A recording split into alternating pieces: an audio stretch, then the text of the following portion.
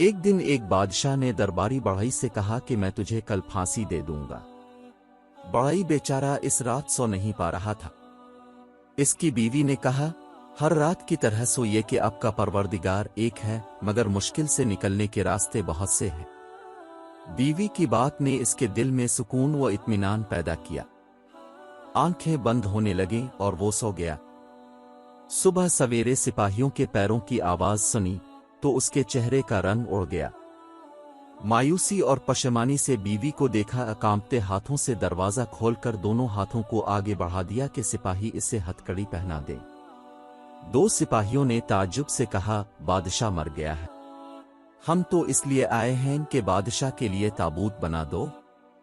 بڑھئی کے بدن میں خوشی کی لہر دوڑ گئی، معذرت خائی کے طور پر بیوی پر ایک نظر ڈالی۔ بیوی مسکرائی اور بولی، وہ ہر رات کی طرح سکون سے سوئیے کہ پروردگار ایک ہے اور مشکلات سے نجات کے دروازے بہت سارے ہیں۔